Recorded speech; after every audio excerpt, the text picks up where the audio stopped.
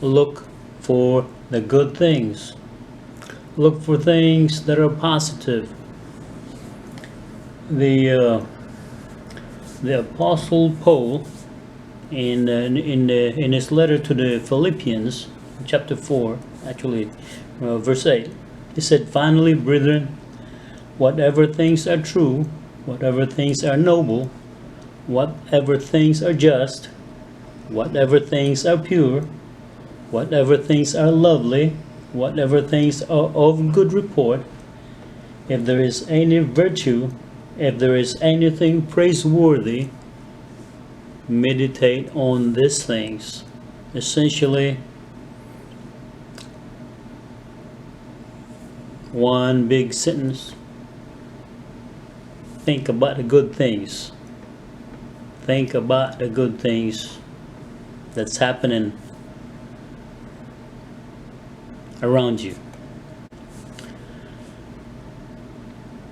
If you all remember, John the Baptist, when he was in prison, he was about ready to die, and he knows it, for preaching against the king's, or King Herod's extra, I guess, marital. He divorced his wife to marry his brother's wife, and John the Baptist didn't like it and told him it was wrong. And though he was scared of John the Baptist, his wife got mad, and eventually John the Baptist landed in prison, and he lost his head over that, literally. Herod had his head cut off. But before that, and I believe that John the Baptist knew that this was coming, and it gave him a bleak vision of what is going on around him. Maybe for some reason he was not so sure anymore about his calling, or whether his life meant something. I believe he was ready to die for the cause that he was called for, but he was in such a situation where he was not very positive about it anymore.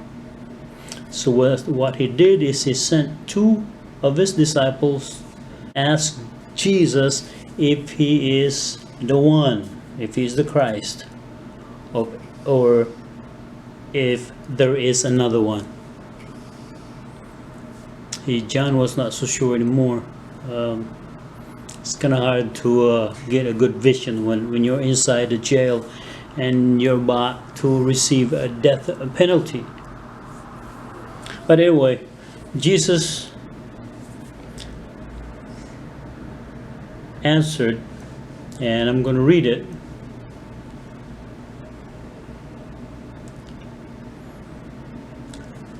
Jesus answered and said to them, this is in Matthew 11, 4-6, chapter 11, verses 4-6.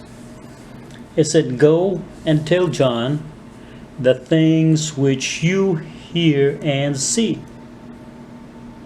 The blind see, the lame walk, the lepers are cleansed, the deaf hear, and the dead are raised up, and the poor have the gospel preached to them.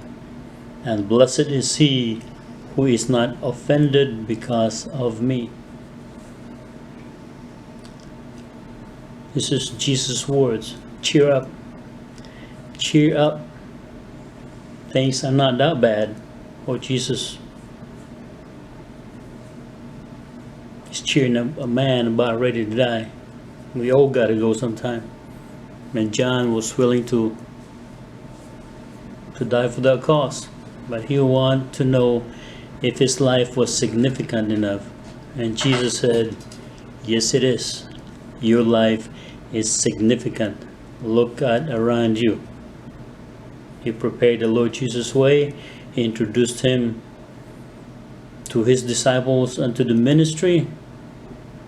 And now Jesus is returning and telling him, it is all good. Jesus didn't say you're not going to die, but your work is solid. The Christ is here.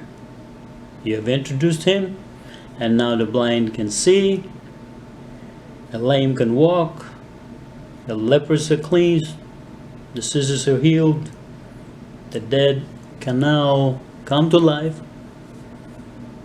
and the gospel is being preached to the poor. You see, it's all not bad.